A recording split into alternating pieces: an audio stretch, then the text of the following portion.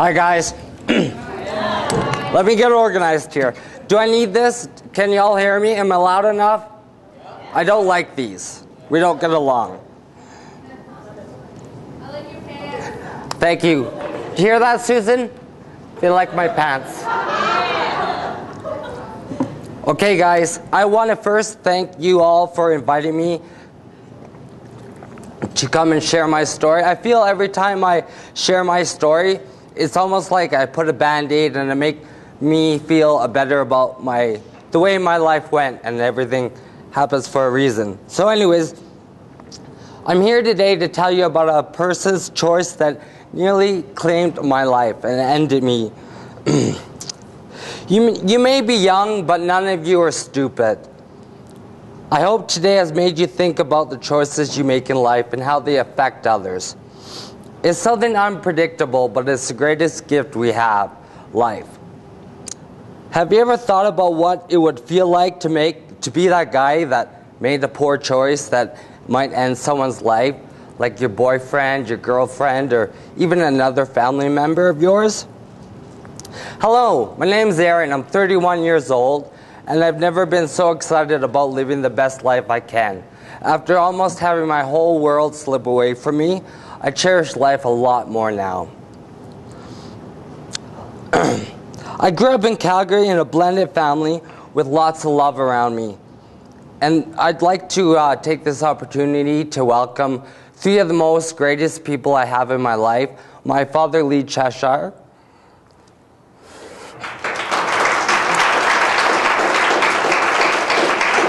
My mother is in Cheshire.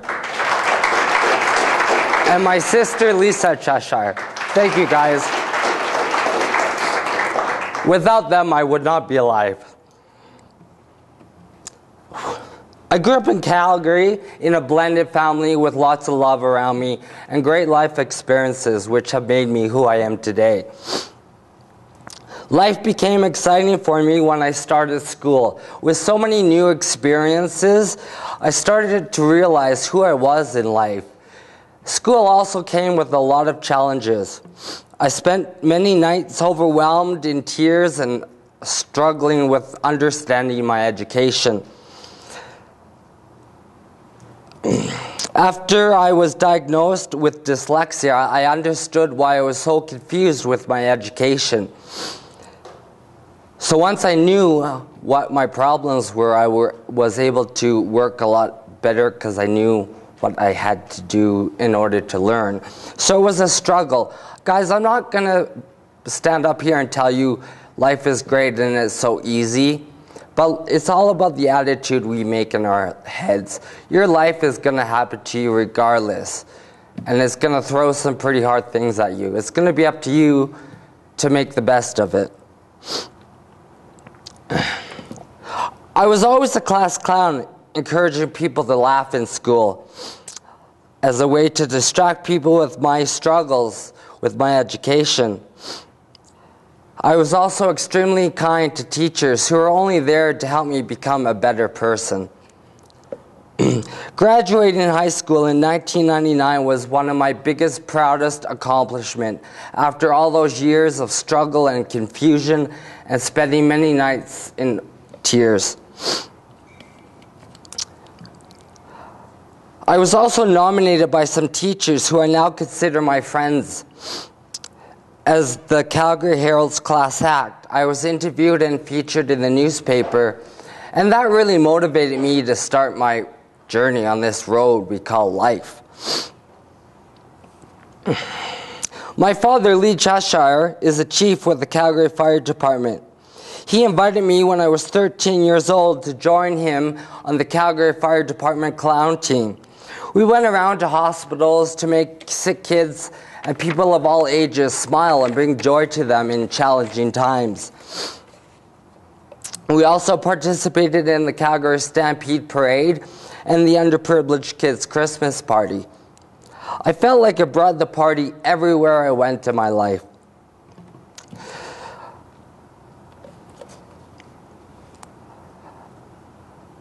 I was always smiling, joking, and loving life. I felt accomplished just starting out. I was working full-time for Safeway I owned a small business on the side called Aaronhead Productions, producing shows around town with bands, comedians, and artists showcasing their work. My company's mission was to encourage people to celebrate life. I also did a lot of clowning as Chester the Clown, entertaining kids with balloons and magic. I also had another company called Balloon Surprises, where I delivered balloons as Chester the Clown and did some balloon decorating. On May 8th, 2005, I turned 24 years old. 3 weeks later, I went out with a good friend of mine to celebrate a new job of mine, driving cars for Stampede Toyota. I returned home that night to finish working on an art project that I was planning on sending to Edmonton, to somebody I just started a relationship with. I had run out of glue, that white glue, that night, so I made a choice to go to the corner store and pick some up. Now, I want to point out I was a sober driver, making a left-hand turn this evening, when I was T-boned on the driver's side door by a lady who crossed her own stupid line and took her eyes off the road to retrieve a cigarette that she had dropped. In that moment, she became a distracted driver. When you're distracted, your car is a weapon.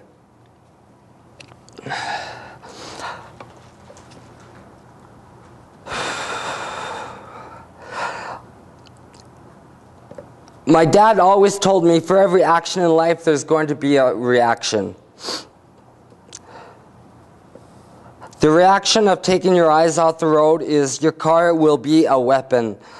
I turned my head just in time to see the front end of her Ford truck coming straight at me. I had no time to react. Linda, my landlady, heard the impact and the sound of the crushing metal of the car my parents just bought for me for my birthday. She quickly called 911, then she called my family.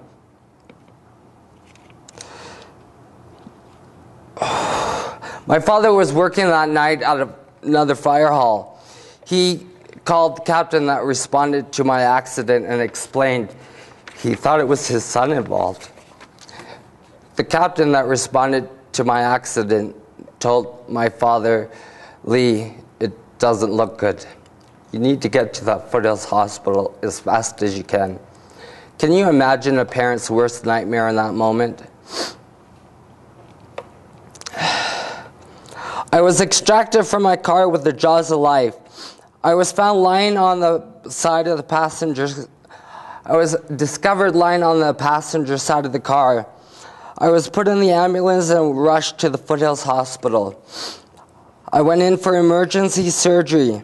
I broke my femur, thigh bone, largest bone in our body.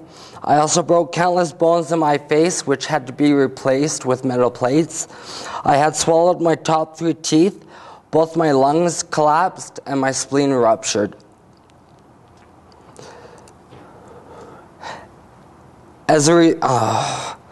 And my jaw was wired shut. I was on a ventilator, and then as a result of my body being so overwhelmed in pain, I fell into a coma.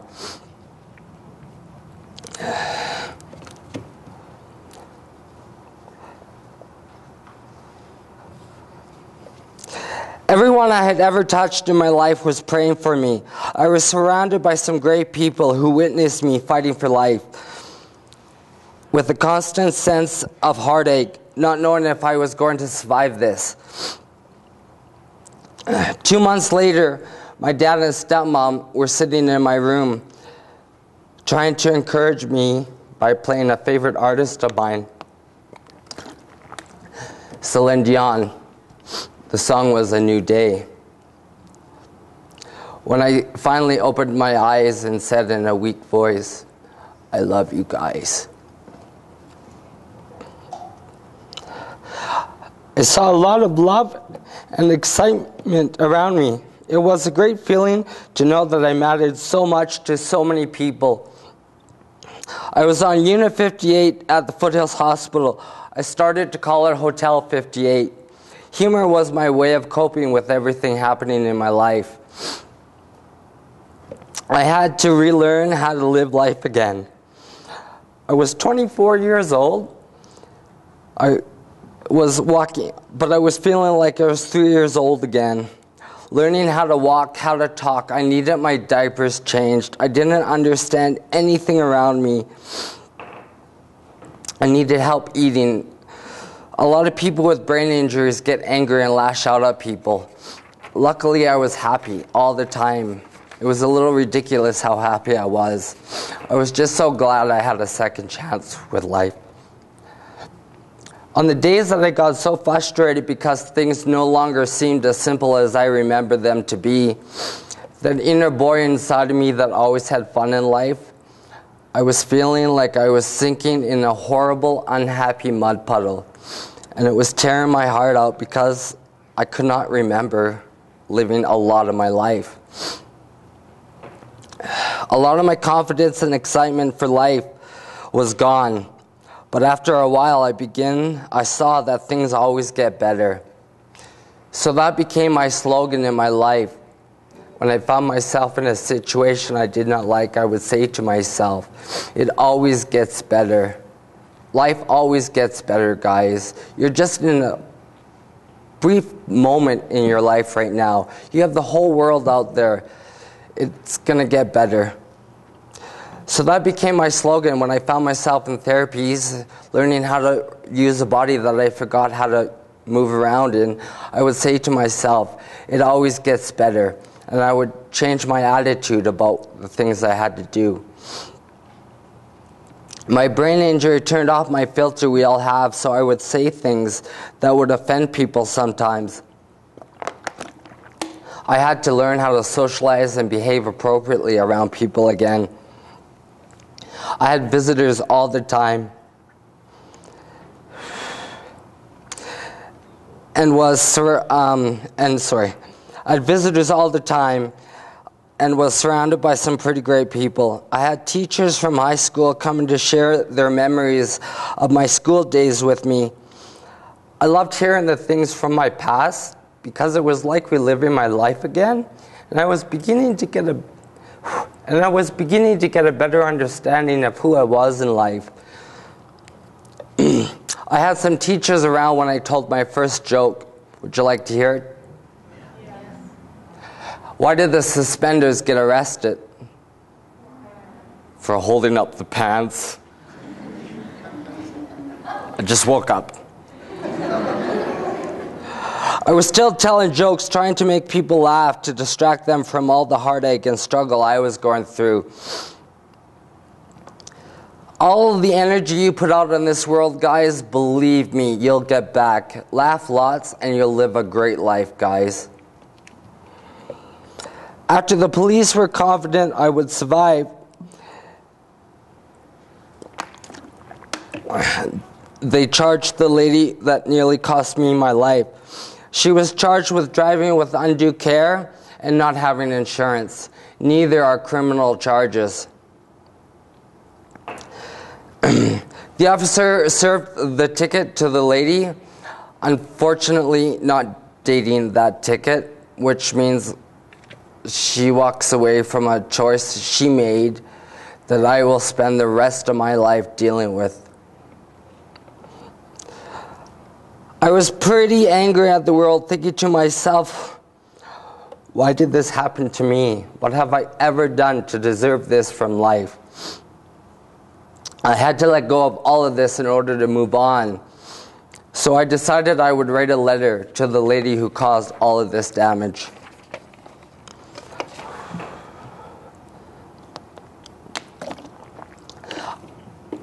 I sent her a letter. I told her all about the lifelong consequences I was facing as a result of her making a choice that night.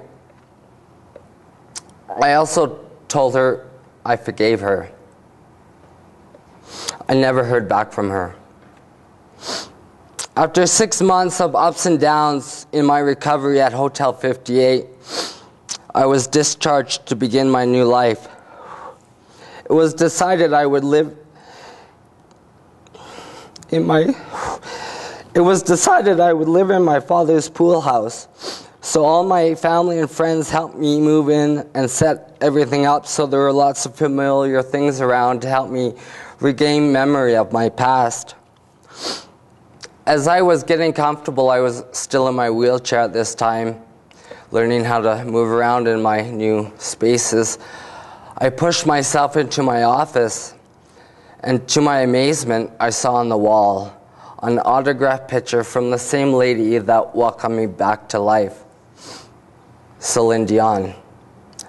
I had to ask my parents why I had that on my wall. They had to remind me that I met her years ago and was pretty excited about it. A huge moment in my life, and I had no memory of it.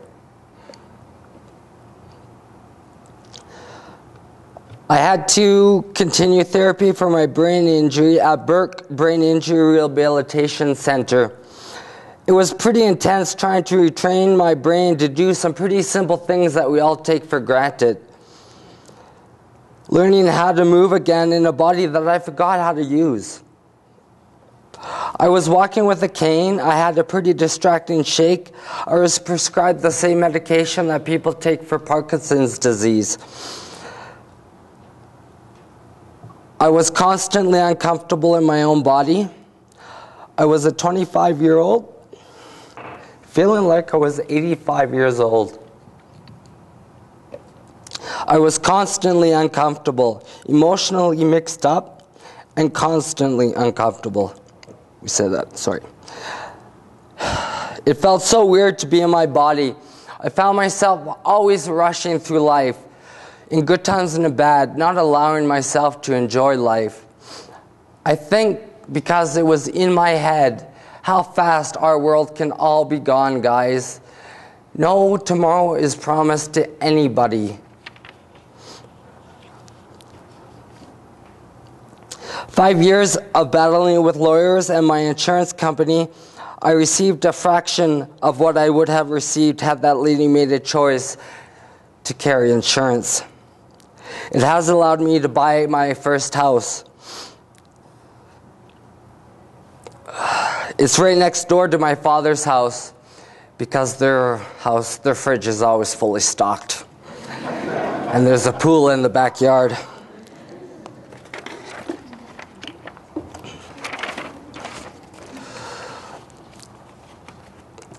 When I received this money, I also went out and spent a large amount of money in a short amount of time trying to buy myself happiness in life. Guys, I'm here to tell you firsthand, money does not buy happiness. And money will not be crying over your grave at your funeral. Your loved ones and your friends will. Cherish what you have in your life now. Because like I said, no tomorrow is promised to any of us. My father and I were working on my driving ability. I was still a bit of a gong show on the road. My father came across an opportunity to nominate me for a reality show called Canada's Worst Driver. When they heard about my collision being caused by a person's bad choice to be a distracted driver, they wanted me and my father to be involved in season 7. Bringing my reality to reality TV showed people firsthand what can happen if you're distracted behind the wheel of your car. It was a great feeling knowing that I might be preventing this kind of pain from somebody else experiencing, and maybe saving lives along the way. This experience filming season 7 of Canada's Worst Driver in Toronto was a great opportunity for me to get excited again for life. I ended up finding the magic again in life when I was involved filming season 7. I turned the worst day of my life into something positive. It really motivated me to make a difference and be a positive influence in others.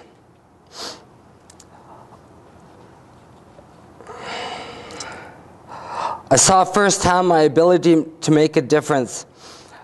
And I'd like to share with you a video clip of a fellow contestant who would travel quite quickly in his Corvette on the highway. So as a result of me talking, can we start a little bit? I think you might be the guy that changes my driving habits. Yeah. How so? I really think so, buddy. I think sharing your story and stuff really made me slow down. I think it's going to be good. Cool. Then you just made it all worth it. He told me with a straight face that after a couple of conversations with Aaron, you're not going to speed in public anymore? Whenever I go and drive, I'm definitely not going to do what I do now. I don't want to be that guy that does that to someone. John promises to slow down. And more importantly, I will never text and drive. I hope that after hearing my story, you guys will think about the choices you make in life and how they affect others. I also hope you'll look at your life, regardless of your situation in life, as an opportunity to make this place a better place for all of us.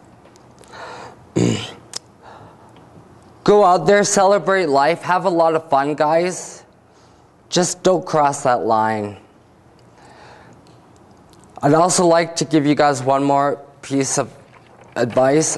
This experience taught me that life's going to happen to you, and if it doesn't kill you, it just makes you stronger.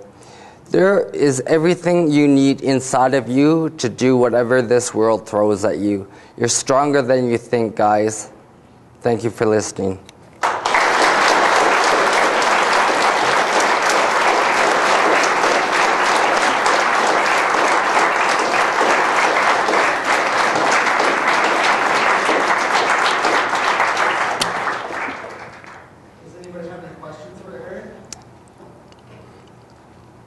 All right, my work here is done.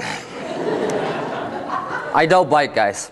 Yes? Do you keep in touch with any of the people that you were on the show with? I do, absolutely. Shirley, who was named Canada's worst driver, her and I stay in close contact. She was like my mother. No, she was like my grandmother. She was a great lady. And I was, when I graduated and drove off set, I was sitting in my car with my father expecting to see Shirley drive around the corner. And to my total shock, I saw Sly driving around the corner. And I thought, oh, this is not really fair. He should be the worst driver. So it was a bit of a shock to see that it was Shirley. Yeah, so I still keep in contact with them. And the young man who made the promise, did he John. stick with it? Absolutely. I recently just talked to him and his girlfriend, and they're expecting a child, and he's slowed down, so that's why she wanted to nominate him, because she did not want to bring in a family if he was going to make the choices he made on the road to be a fast driver. Thank you.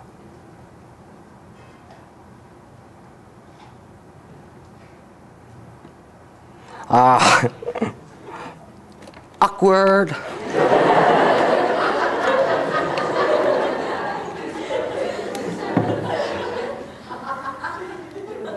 No, that would have been good. Well, okay. If you have no questions, then... Oh, yes. Do you prefer magic still? Okay, that brings me to something I could talk about. I definitely have... Thank you very much. I definitely would like to share with you my stamina is not the same as it used to be. I'm back at Safeway working, but I find 6 hours is my limit, and then I just get drained, I get tired of standing, and I find that I just can't think. I'm not operating on all of my engines inside, so I'm definitely not, I don't have the same stamina. I'm not involved as much as I'd like to be in life. I don't want to make my life sound beautiful. It comes with challenges, but I make it beautiful.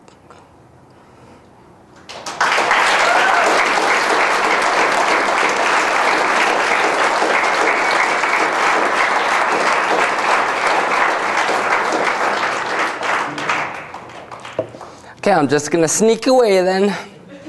Thanks so much, guys.